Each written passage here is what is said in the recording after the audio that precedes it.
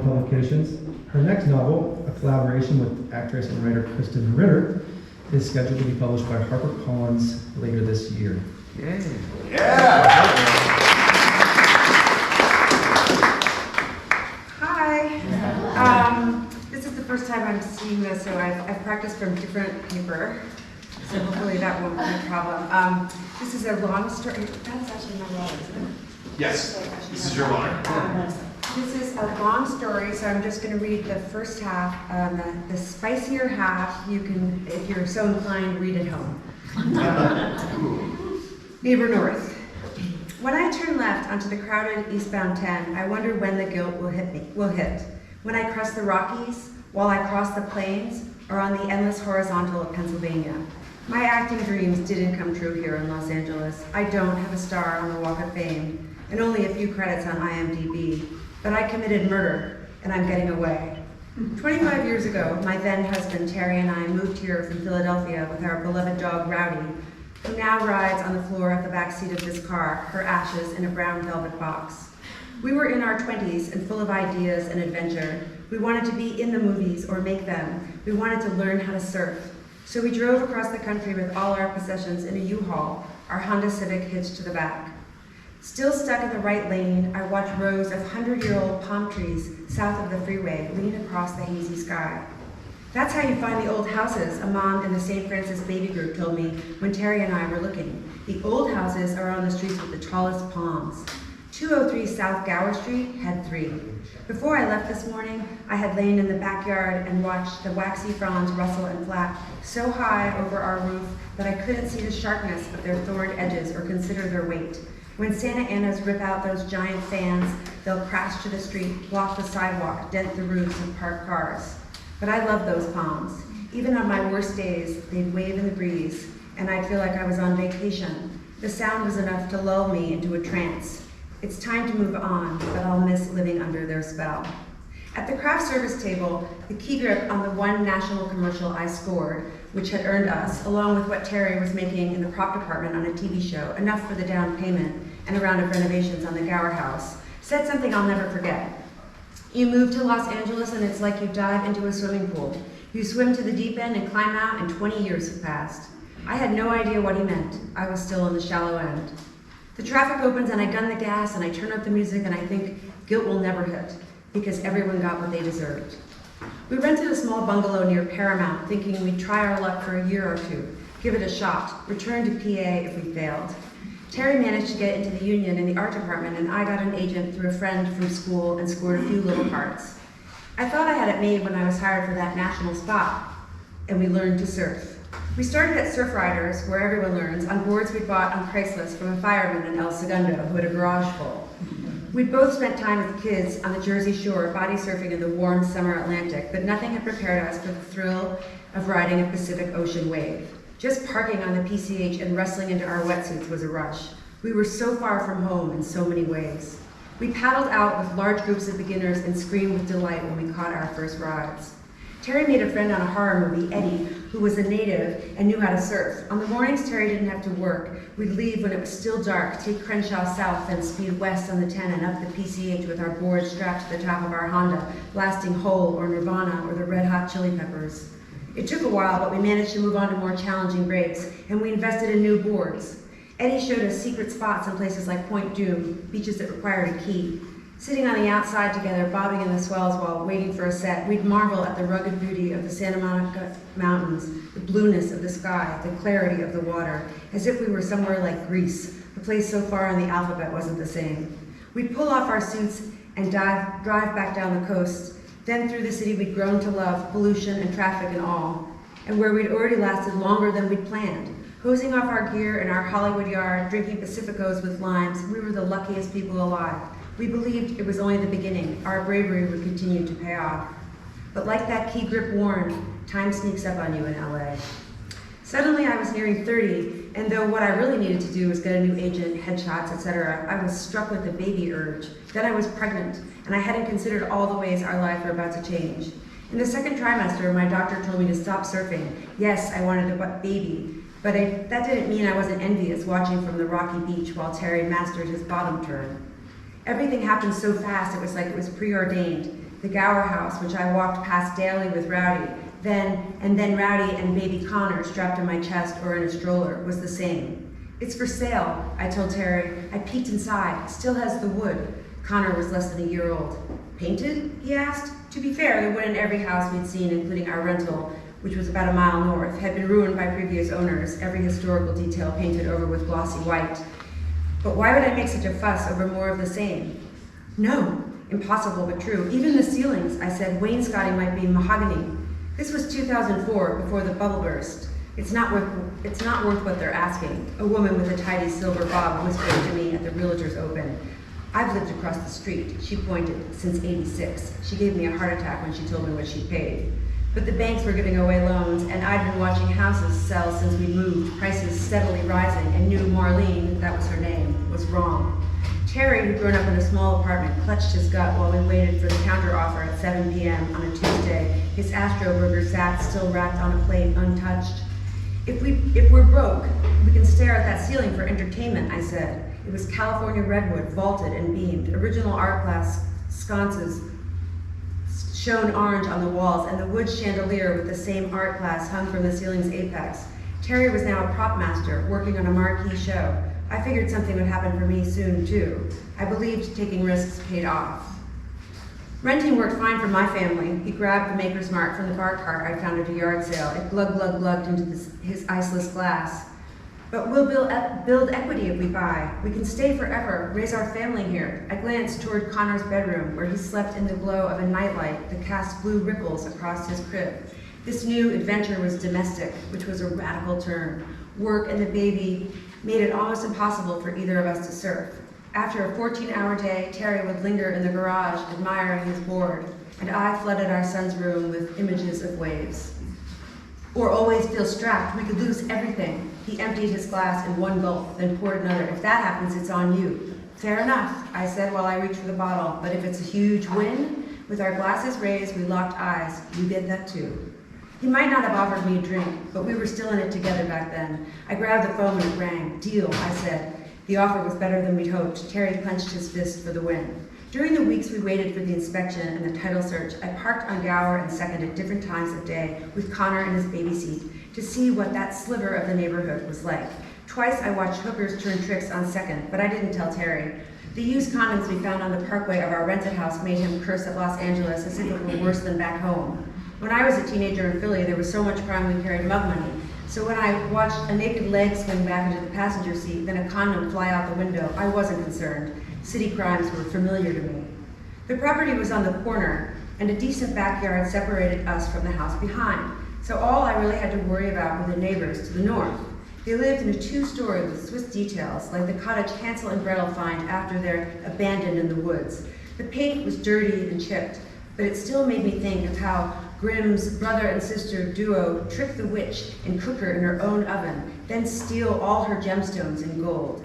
It's a fantastic twist, the children changing their destiny, escaping not only the witch and the horrible stepmother who turned them loose, but also getting rich. Our house was more arts and crafts than craftsmen and had curves and a roof that looked like when it was built in 1913, it might have been thatched. There were so many trees on the property, my contractor referred to it as Casa de Arbol. I loved that. A split trunk pine over the garage, a tall cedar out front, a fat, fertile olive tree in the backyard, ficuses that hugged the Second Street side of the house, those 3 California fan palms, the only indigenous variety in the state, and a pittosporum privacy hedge beyond the main bedroom, which bloomed white, orange-scented flowers in the spring. That's something I didn't expect about LA, the intoxicating fragrances, night-blooming jasmine, honeysuckle, lavender, all of it tempting us. Stay for the magic. Don't abandon your dreams. On move-in day, I met the owners of the rundown fairy tale-inspired house, Mr. and Mrs. Matthews, while they were walking their puppy, some kind of small golden doodle breed. I'd seen the elderly couple at St. Francis Mass. They sit in the front row, I said to Terry, who was sweating through his Panavision t-shirt, because though it was only April, it was 95 degrees. Maybe that one day heat spike was the first sign.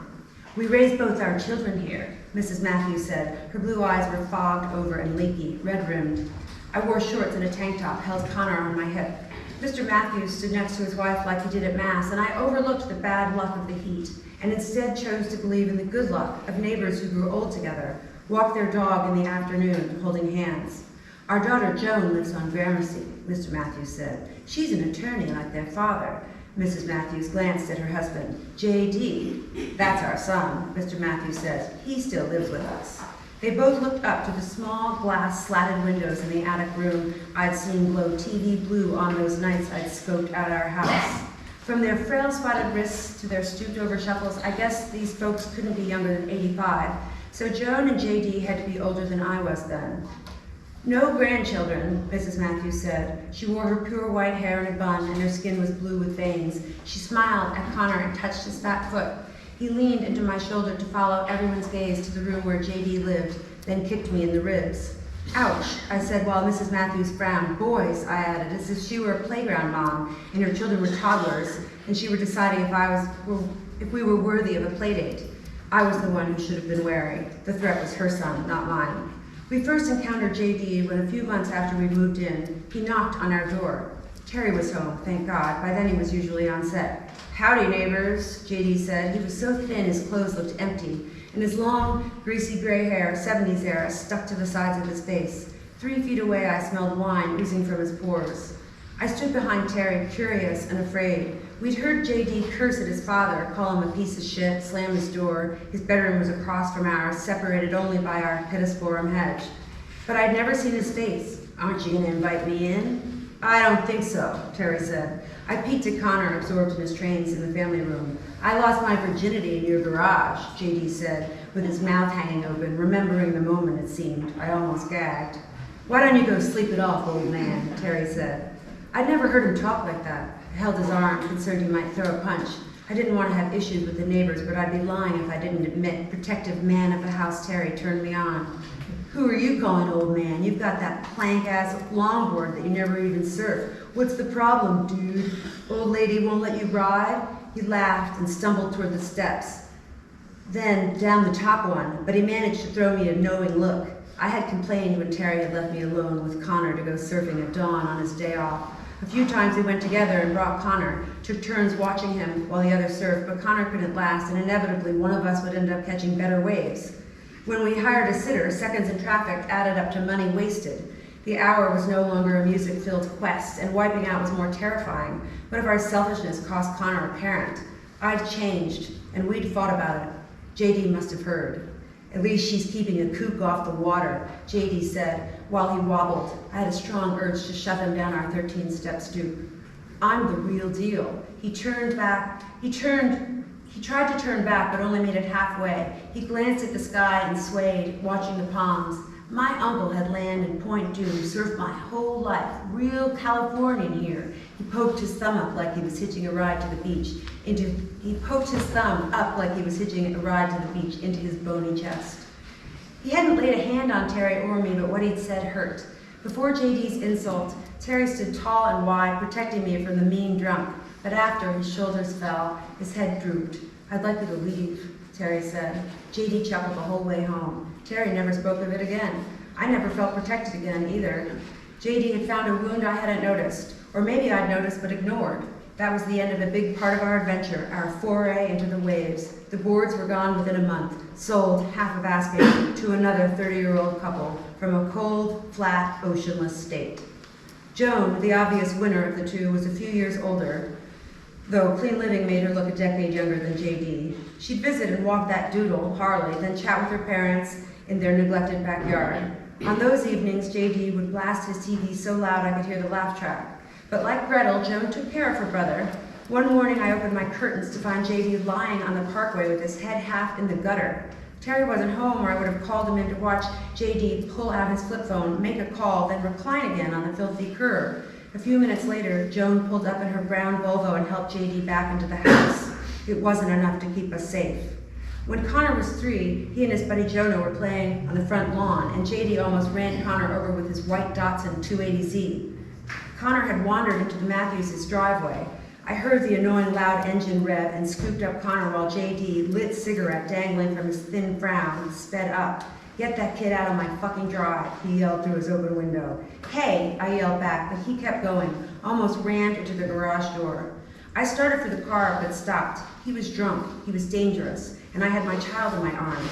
Jonah's mother grabbed her son and fled, and never returned. Instead of confronting JD, I ran crying back into my house and locked the door. I called Terry, but it went straight to voicemail. It's not like he could do anything from the soundstage in Santa Clarita. I held Connor, who, scared by my reaction, clung to my shoulders and wished for the first time in my life that I had a gun.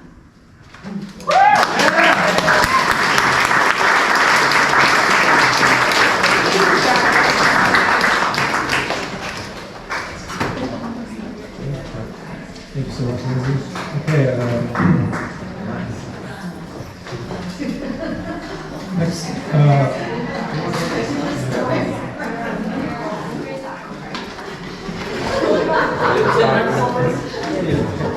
next up is, well, let's see, Billy Mitchell.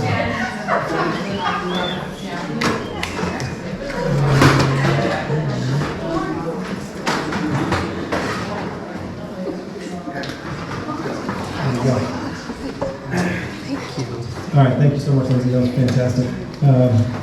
Our next writer is Billy Mitchell. He's a writer and actor based in Southern California. His book, reviews, and personal essays have appeared in Kelp Journal blog, Gay Chicago Magazine. His short story, Big in Japan, was published by the Coachella Review. As an actor, Billy has appeared in several commercials and on multiple television shows, including Chicago PD. He had a small but pivotal role in the indie film Tom of Your Life, which is a film critic Richard Roper called one of his favorite films of 2020. Billy completed his Bachelor of Science degree from Northwestern University School of Professional Studies and earned his graduate degree in fiction writing from UC Riverside, Palm Desert. And he is working on his first novel.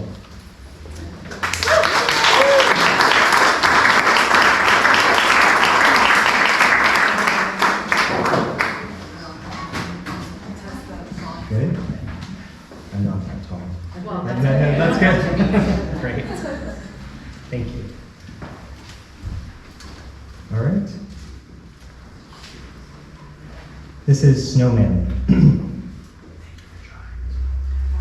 7-year-old Brandon McHenry played the cherubic snowman in the school Christmas pageant and made the audience laugh, then cry when he melted.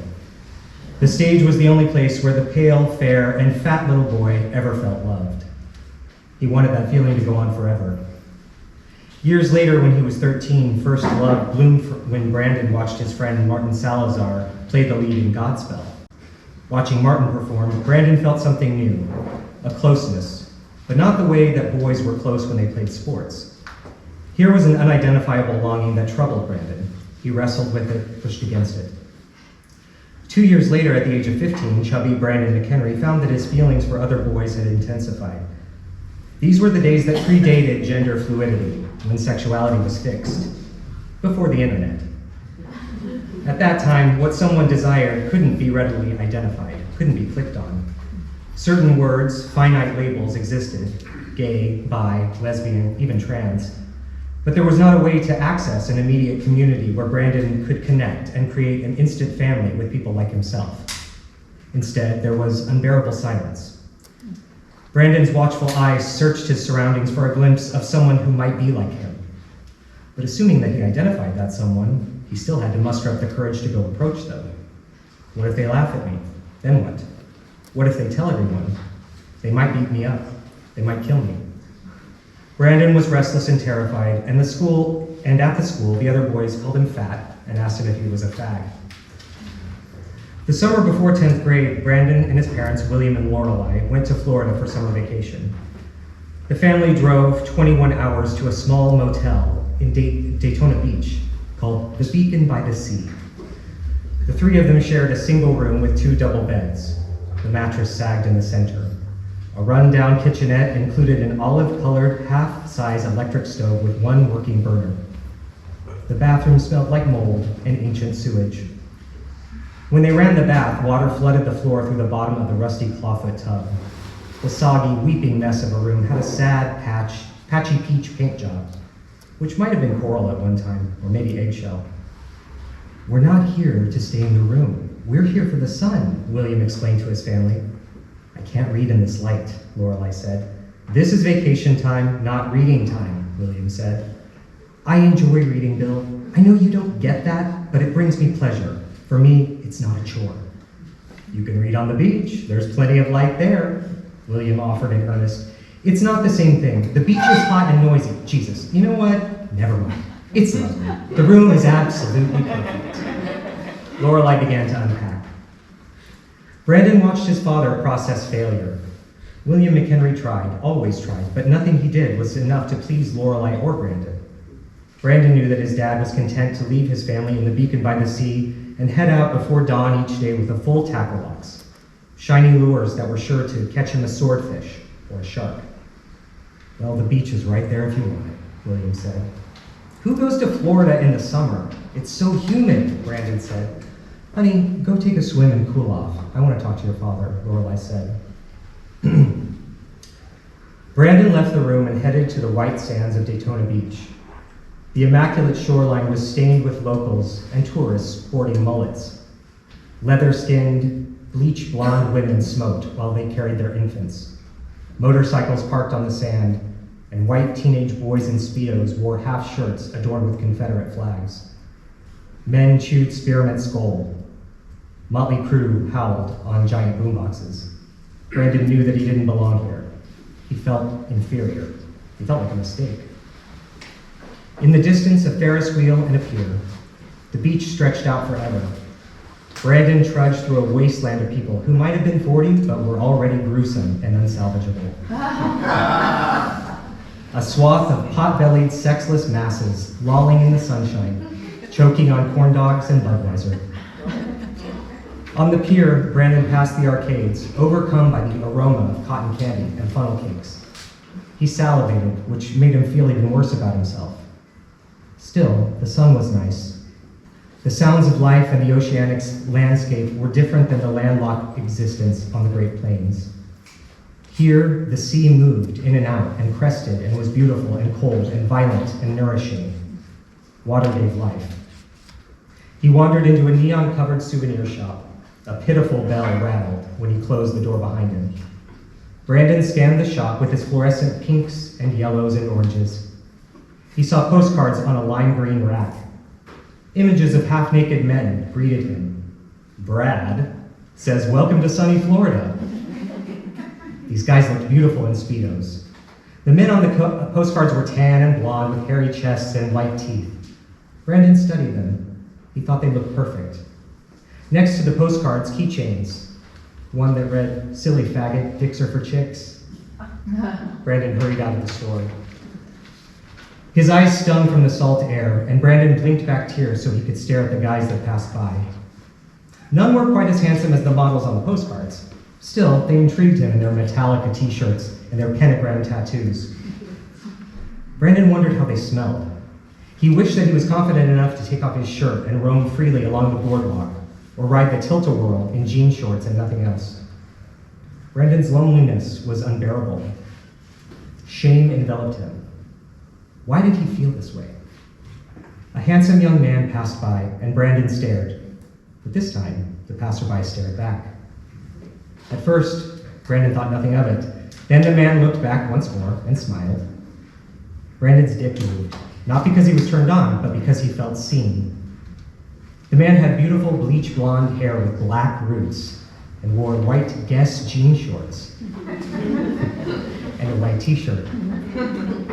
Like an angel. Brandon followed him. The angel looked back, then stopped next to the pier that led to the Ferris wheel. Dr. Feelgood played from one of the nearby arcades.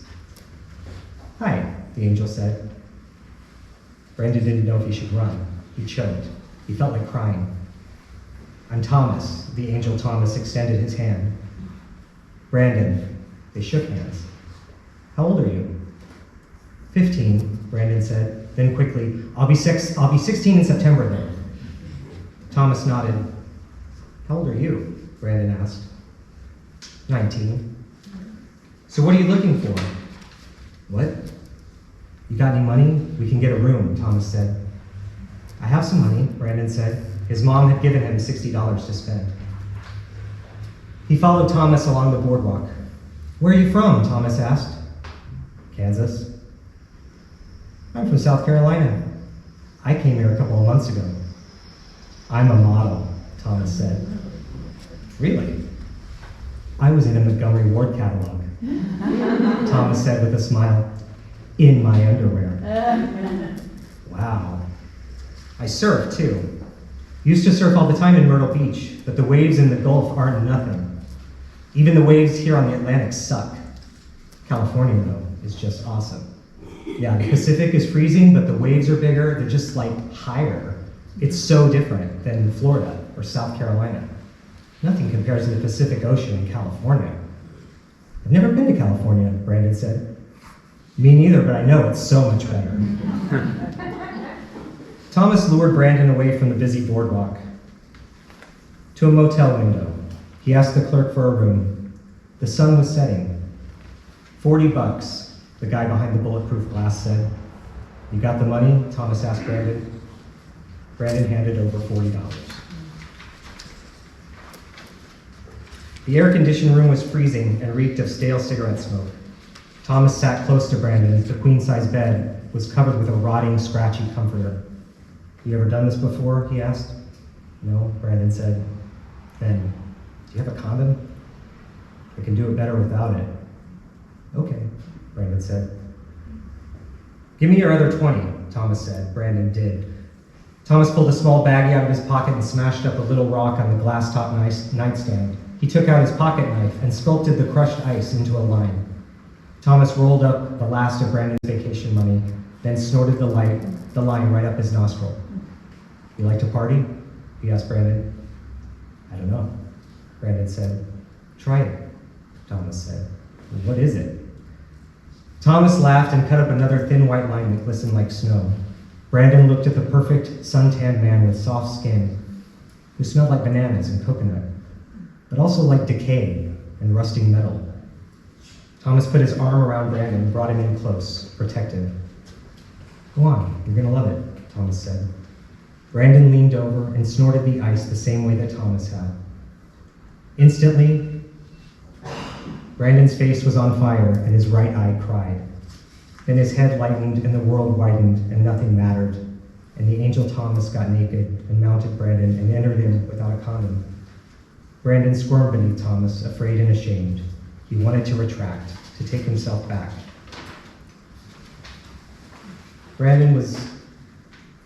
After a couple minutes, Thomas made a face and grunted and went limp. He pushed himself up and off Brandon and grabbed his bag of drugs and the rolled up $20 bill. He dressed quickly, and if he said goodbye, Brandon didn't hear it. Thomas vanished and left the motel room door open. The sticky summer dusk lurked outside the motel door, unable to penetrate the freezing room. Thank you.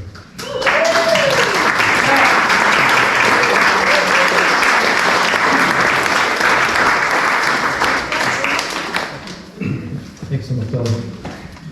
So our next author is the local legend, Michael Scott Moore. He is an American journalist and novelist. He is the author of Too Much of Nothing, a comic novel about LA, and Sweetness and Blood, a travel log about surfing. His most recent book, The Desert and the Sea, is a memoir about his 32 months as a hostage in Somalia. There you go. Thank you. He's got visual effects, so You have to give me some setup time. Hi, everybody. keep reading the bio. Microscope more. Did that do anything? We need those.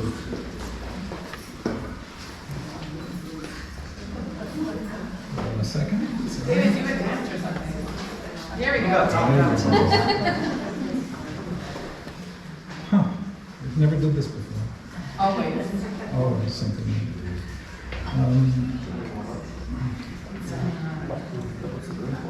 To pull the thing down when it already got pulled down. Oh, yeah, no, we're good. Because someone really tall pulled it. Something. My computer's not working. Sorry about this. Hi, everybody. I'm reading a news story, and it's bad too. Hold on a second.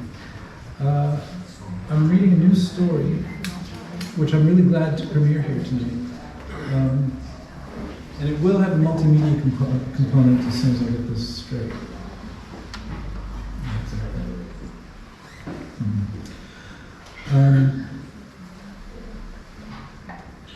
It's a none of this happened when I tested it out today.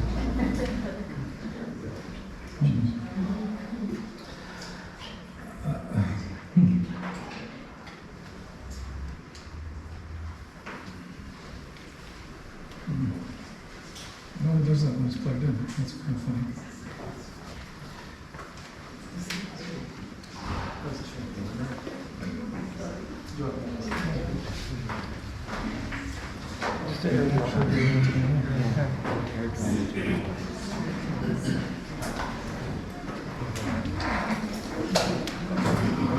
Oh, there we go.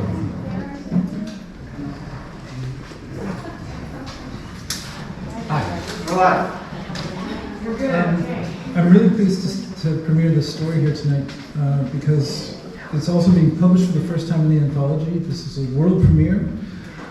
It's a story about how war comes home.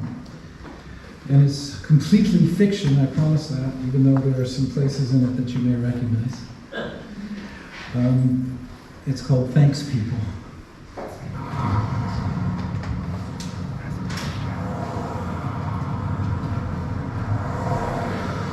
The cardboard sign on the soft hat by his feet said, "Thanks, people. Anything helps. Me and my ferret are hungry." And the ferret, a nervous creature with off-white fur, snaked and scratched the sides of its cloth mesh bag. Darren lit a cigarette. He sat just inside a metro station in downtown Los Angeles, and from this position he could watch people's knees. The western sky had thick swipes of orange like a furnace globe. Glass globe street lights flickered on, and people hurried from sawing buses to the coffee shops, the restaurant bars, the sandwich and noodle joints just preparing to shut. They hurried past Darren in stressful herds to the underground station, and he watched them all from his encampment, which consisted of a rolled-out sleeping bag, his soft top, and an overstuffed field pack. "What's his name?" said a stranger, meaning the ferret. And Darren said, "Murphy," just to watch this old guy scratch the cloth screen and croon, "Hey, Murphy, how's it going, Murphy?" even though the ferret's name wasn't Murphy. "Where'd you get him?" "Bought him from the supermarket." "Really? An animal like this?" The man kept his gray hair tied in a little tail. A thin chain dangled from a pair of half glasses. An old hippie. Darren mistrusted him. He thought he sensed a certain queer interest, and he let cigarette smoke drift into the stranger's eyes. "Well, good luck," said the man, with a dollar dropping into the soft top. "Yep." Darren's hair flowed in dark waves over his ears, but his beard grew out fringy and thin. His dark eyes regarded strangers with a mixture of professional readiness and suspicion. He kept part of his body at all times against his field pack, against the bulge of a disassembled M16. The ferret bag trembled, and Darren rooted in his pockets for a stick of jerky. He pulled out his combat folder from another pocket and thumbed it open to carve a piece. A cop strolled up with one hand on his holster, and Darren's heart quickened at the sight of the Glock. "You bedding down for the night?" said the cop. "Just sitting." "Well, we got some calls about an armed vagrant, and I'm just guessing that someone might have noticed your weapon there." The cop eyed the field pack. Darren could be reasonable. He wrapped the rest of his jerky and folded up his knife. "Where'd you serve?" said the cop. "Iraq, 1-5. Darren was curious as to the cop's reply. 3-1. "Oorah, oorah," said the cop. "Where's your home?" Darren kept quiet. "Look, I'm going to have to ask you to leave. I know you and your ferret here are just having dinner, but you can't spend the night." He scribbled on a piece of paper. "Here's the address of a shelter on 7th. You could walk over there now." Darren's brain was prone to cramp, just like his chest. White-hot rage gripped him sometimes. He didn't like shelters, so he wrapped his arms around his knees and let his heart race. He rocked back and forth while a sentence drifted through his brain without completing itself, something from a college class. "History is a nightmare. History is a nightmare. What was the rest of it, though? His brain fell into an endless loop. History is a nightmare. At last, Darren rolled up his sleeping bag, tied it to the pack, and slung everything on, including the ferret. He gave the cop a loose, joking salute and faded into a metro station.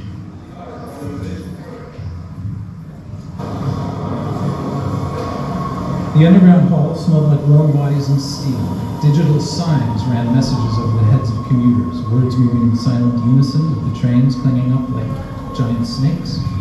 People made way for Darren, gritting his teeth, looking for bomb belts, holster bulges, anything.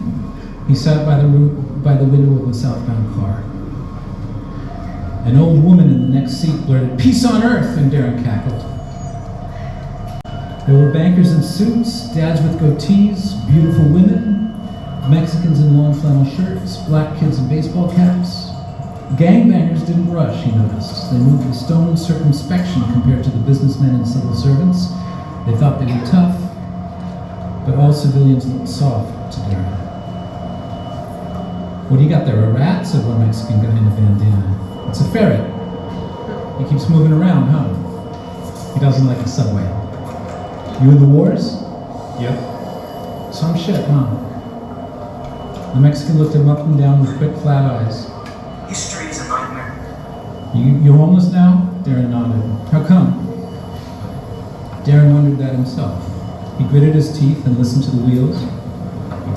The reason related to Humvee rides through Baghdad and Ramadi, where any bundle of garbage was a potential roadside bomb. Darren had learned a sick fear of street trash in Iraq. And one night on the 5 near San Clemente, when a phantom-like plastic bag blew into his headlights, he slammed the brakes. There was a pile-up on the freeway and a considerable measure of civilian consternation. Strangers demanded insurance details. Darren was happy to oblige. He retrieved his ferret and his things from the Suburban, and he found that sleeping outdoors in the scrub around Camp Pendleton, on the beach, or in the parks of LA suited him just fine. He had left home by then, but he wasn't homeless, not quite. He was sleeping in his truck or with various friends. Sometimes he drove to Jimmy McAteer's in Oceanside and left with a collection of goat pills in a plastic bag. His platoon used to pop goat pills on night patrols, and Darren found dextroamphetamine to be a worthy substitute for battlefield adrenaline. He had left his father's house by then because his father had pissed him off. Too much self-contradiction. Ron DeMartini loved pleasure more than physical valor, even if he claimed to value freedom. People in Calaveras Beach knew him as the easygoing manager of a certain bank, a large bluff Italian with bovine eyes and hairy forearms who pattered around in penny loafers and cotton slacks. His corner office was airy and bright, hung with paintings of bulls, but the bank itself was a cube with glass windows built into a parking structure at the base of Calaveras Boulevard. But on weekends, Ron's lightness and humor evaporated, and he prowled the house and yard in an alcoholic mist, never sodden drunk, but faintly and pleasantly sozzled. He snapped orders, he growled at the news. His frustrations from the week before became everyone else's problem. He was a former hippie who had long ago discovered Ayn Rand, so when a bunch of actual hippies moved in next door to run some kind of food charity, Ron DeMartini used to trade insults with them across the backyard fence, like a man arguing with his past. Darren was in 3rd grade then. The next door house became a notorious rat's nest with a shifting population of drifters who came to populate his nightmares as a child. Darren referred to it as the Seahorse House because of some decorations on the front. But he learned to hate hippies too, like his father. Hippies belonged to an era of personal and public history that Ron DeMartini preferred to forget. He was an absolutist, a man who never faced up to being wrong. He had to be right from A to Z, whether he was a hippie or a bank manager or a dad. So after Darren joined the Corps in 2000, his father became a patriot, and when the hideous explosions against the blue sky in 2001 flashed across American TV screens, he became a jingoist and a hawk before Darren had a chance to think things through. Ron argued with his friends over dinner. He belittled his opponents in the comments of a dozen blogs. He swore up and down about Iraqi stockpiles of chemical weapons and dirty nukes as if he had intel straight from Saddam. Darren thought of himself as a loyal Marine more than a persuaded or confident hawk. He was learning to hump a pack through the scrubby hills of Camp Pendleton while his father thumped a tub for war. Now those debates haunted his mind like the laugh track to a horror film. Darren was prone to silent fits of rage, and what should have been regular memories arrived in a blast of heat that seemed to weld his mind to the past. He remembered the waterfall of blood from his miles-lifted body, the sudden dark color, or the first man killed in the Mazda, the spray of his skull. "Where are you going now?" said the Mexican. The question startled Darren. "To the beach." He straightened up and spoke with resolve, although he boarded the train with no destination in mind. "I can go home," he informed the Mexican, "any day of the week." "Oh, I gotcha." "Peace on earth," cried the old lady.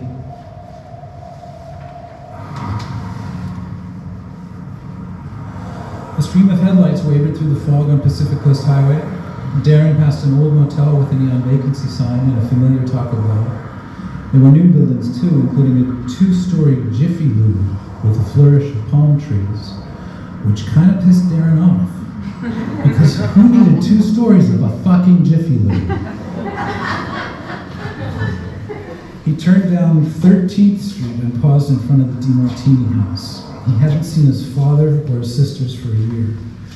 The light of the widescreen TV flickered on the drapes, and the hippie house next door with pastel seahorses waited in the fog. A country ballad played from inside.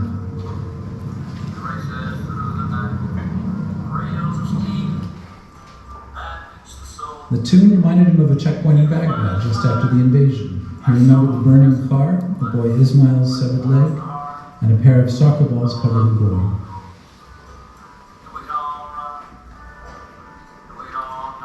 He retreated across the street. He retreated next door to the other side of his father's house. The Kornecki's place was a squat brick salt box hedged in juniper, which was fortified against home invasion. Each window had a fancy grate of iron bars. Mrs. Kornecki used to spy on the sidewalk through these bars when Darren was a kid. Darren used the iron grate to lever himself up to the roof. He squatted for a while and listened. When no one came out, he stepped across the shingles and unrolled his sleeping bag. He sat, poured the ferret water from the canteen, and looked at the sky, which was half clear.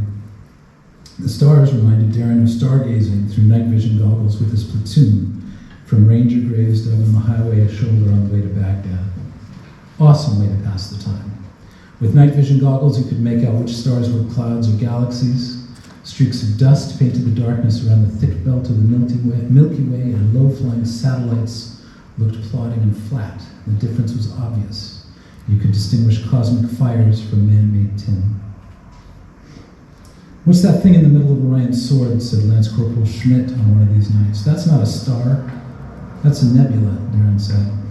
"What's a nebula?" said Schmidt, because Lance Corporal Schmidt was kind of dumb. "It's a cloud of dust and gas," Darren told him. Schmidt took the opportunity to fart. "Like that, Lieutenant? Fucking wise guy," said Corporal Gonzalez from his own Ranger grade. Darren unzipped his pack on the Kornecki's roof and assembled his rifle to peer up through his own night vision scope at the sky. It wasn't as strong as a pair of goggles, but it brought dimension and depth to the field of stars.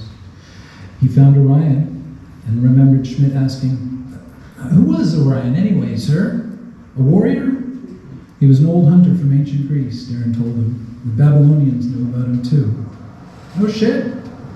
"They gave him a different name, but they saw the same shape up there," Darren said. "Thousands of years ago, from right where we are now." "How do you know all that, Lieutenant?" said Corporal Gonzalez. "I studied history in school." "That's a funny thing to study, sir. It got me where I am today." Gonzalez chuckled from his ranger grave. Schmidt moaned a little. "Thousands of years," he said. "I have trouble thinking up to next Thursday." Darren would kill to bring Schmidt back now, along with whole sections of his old life that seemed to be burned away. Darren could remember bright, polished blue skies and sparkling sunshine off the waves when he was a kid. Beautiful, pure summer days. How could that feel so real? But war had reduced his ecstatic urges to cinders for dry wings waving on the edge of his mind. History is a nightmare. Darren's teeth gnashed and he remembered the afternoon Schmidt died in a rain of bullets from the upper floor of a house in Ramadi, one of those blocky Saddam-era homes with marble composite stairs. It happened to be in a Christian neighborhood, and it happened to be in a hot morning with desert sun flooding through the windows. They had to clear the house and search it for chemical weapons. "What if we find something, Lieutenant?" said Lance Corporal Schmidt. "Then we send it straight to President Bush," answered Corporal Gonzalez, "wrapped up all pretty."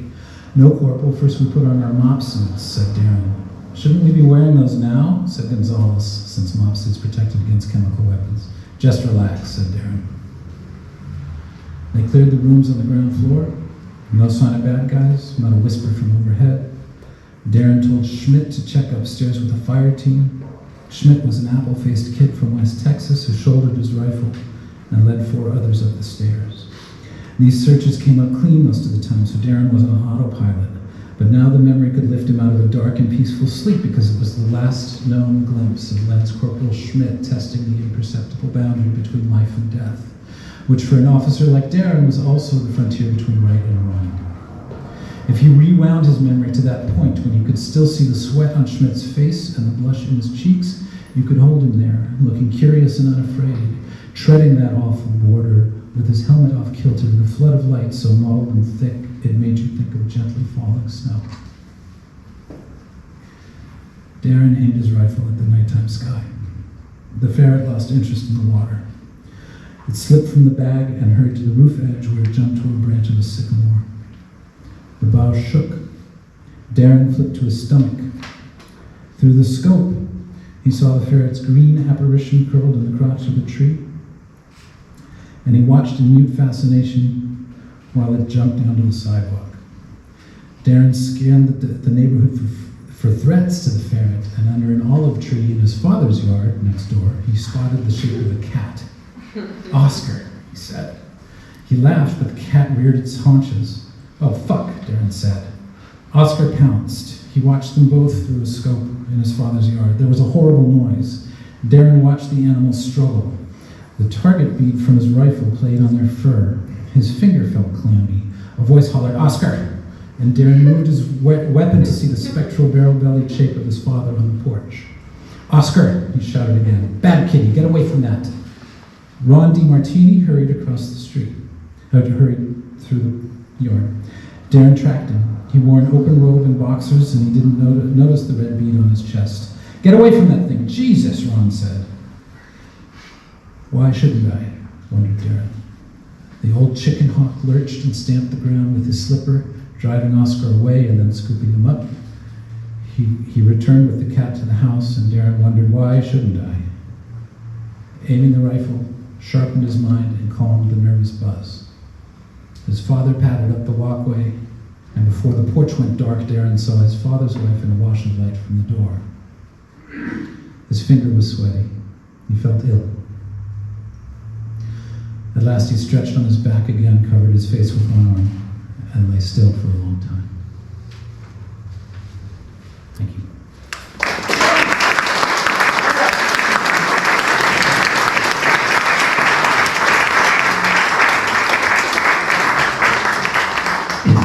Thank you so much. Our next reader is David Zimmerly. David Zimmerly lives with his wife and 2 young children in the rural Southern California town of Fallbrook. And he grew up in South Orange County. He publishes frequently in the Surface Journal, has published poetry in the 99 Poems for the 99% anthology, and is working on his debut novel. Yeah.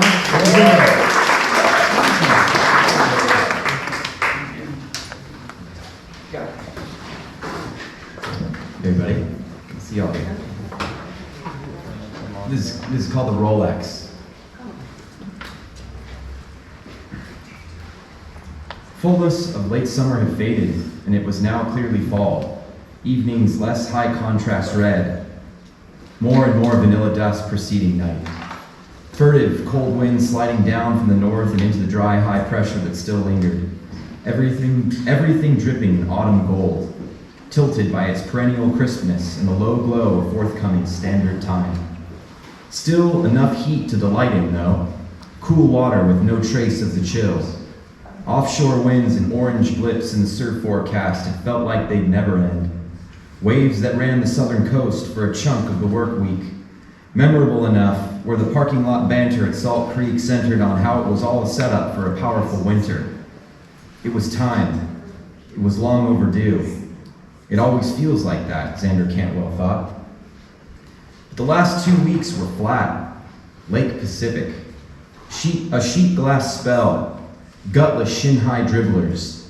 Still trunkable, though, with Halloween a week in the rear view, which was crazy. X finding no use in a board, often recoiling at the thought of writing a log. even in these conditions. Instead, he opted for old fins from his sponger days and late afternoon swims along the rocky points and coves of South Laguna. Work was a farce after 2 in the afternoon anyway, and he needed to move. Needed the plunge. Needed the water for him to stay sane. Wishing for things to wake back up and for Creek to reel like it did. Like the old poster of Point throwing miracle tubes over boneyards in the surf shop. But that would only be a distraction to his utter desperation. He had a job to leave, clients to poach, and a gigantic 21,000 student loan collections bill to pay. Alone on PCH after his swim, X dried off and stared into the open trunk of his old Civic, spellbound almost, lost in streaks of sand that never failed to make it into the trunk, lost in a few old empty cans of Monster Energy drinks from the work, lost in the faded gray interior. He was avoiding the severity of the cardboard file box in the trunk's corner, which contained all those loan files rife with the important discretionary documentation of his home refinance clients, which he copied and smuggled from the office.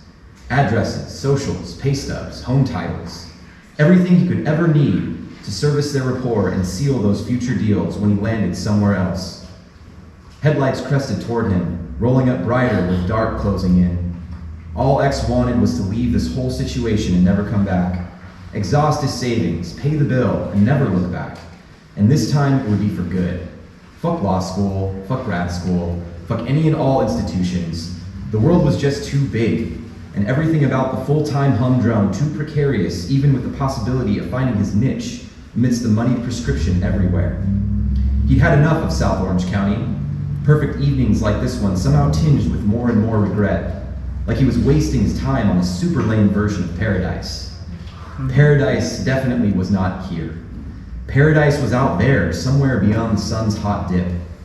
Uluwatu barrels and Indo escape. Maybe Australia. And X was stuccoed in, stuck here, feeling stuck forever, lying to himself and those others on the phone, conning them into the deals, conning them on the cold calls and the false promise of financial freedom through home ownership, through refis and a nice dose of cashing in. The home is your bank, you've earned it. Push the shadiest of shady loans as his only reasonable option out. His back against the wall, the whole thing a forced concept he fell into after Creek was firing and post-surf beers with his best bud Brian, and the bright idea that X still had time to cash in. Brian had the world by the taint, a different girl every few weeks, total smoke shows, a BMW M3, a condo in Dana Point, didn't have to prove income nor assets to get it either. Spent as he went, and he didn't go to college. Get on the gravy train with me, Brian had said, all bleary-eyed, 9 beers deep. Easy money, ex-bro, fucking easy dough. These past 4 years filling your head, man. You've been missing out. You should be filling your fucking bank account. But that was nearly 10 months and 23 closed loans ago. The whole thing was off the rails now, ready to fly off the cliff and into a river of lava. The news a constant blur of bad news and total financial collapse. X shut the Civic's trunk on the lives in the box, startled by the sound of feet suddenly padding up behind him at a slow jog. A slight defensive urge quickly surged through him until he realized it was just the older man in from the swim. The one X had passed just south of 9th Street.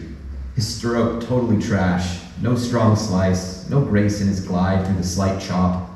X, the shark at his side, who passed him in as long as it took to sing half the chorus to Badfish. Barely enough light to really see the man, but enough where X could still make out the blue dial of the Submariner stark at his thick, hairy wrist. Enough patina to know it was vintage. X seeing the man's pot belly as he passed by and hoping it never came to that. The man's dismissive scowl so insufferable, too, which was becoming more and more the theme among older men around here. Older men with all the money. X watching the man walk up to a garage 100 feet ahead, type a code at a keypad, and walk in.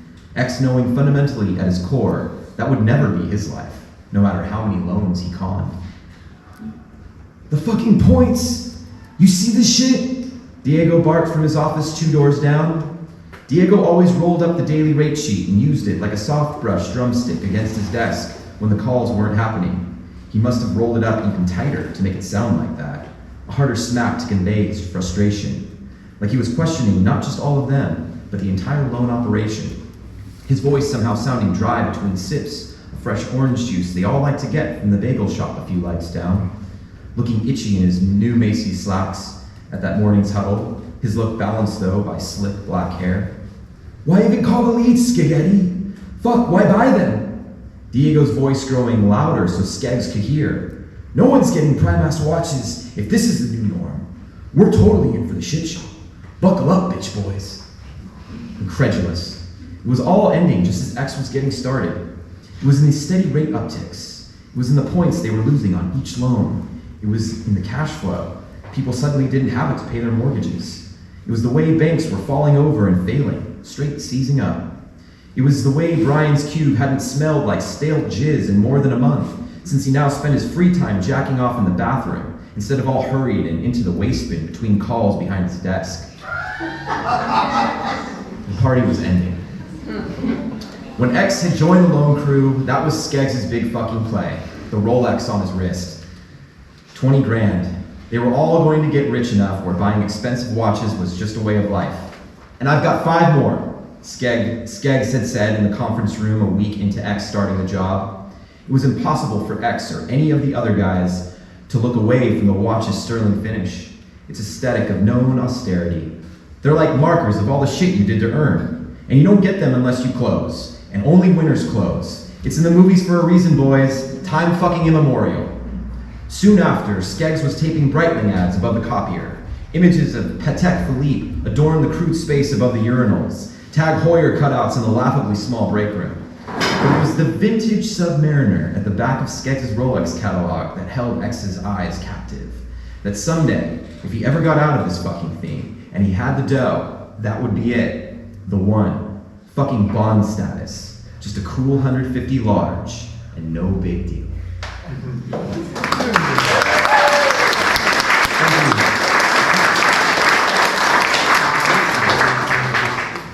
Yeah, I got a couple more readers. And next up we have, let's see, Brian Asman. Okay, so Brian Asman is a writer, actor, and producer from San Diego, California. He's the author of the hit indie novella Man, Fuck This House, recently optioned by a major streaming service. His other books include I'm Not Even Supposed to Be Here Today from Eraserhead Press and Nunchuck City, and Jailbroke from Mutated Media, a film he co-wrote and produced. A Haunting in Ravenwood is now available on DVD and VOD from Breaking Glass. His short, Real Trouble, will premiere at Gen Con later this summer. Brian holds an MFA from UC Riverside Palm Desert. He's represented by J. Dunham Literary, and Max Booth III is his hype man. Brian. All right! What's up, Hermosa? So, it's kind of funny, I haven't heard any of the stories or read any of the stories yet before tonight. And so when Michael Scott Moore was reading his story, I also have a main character named Darren. I have another character named Murph, who is not a ferret though. And also like Michael Scott Moore, I also had visual aids tonight. This is Nappy the Napkin, who's going to be narrating the story to you. Just kidding, man, that would be ridiculous. But hey, thanks so much for coming. You're a beautiful crowd. You're a very young looking crowd too, so you guys might enjoy this story because it's about a fake ID. All right, I'm gonna see how much of this I can read before my phone goes off. And here we go. This one's called Seal Colony. Hey kids, here's the deal. If you've got a fake ID and want to have a good time at Pacific Beach, there's a couple things to keep in mind. First, don't go to any of the upscale bars.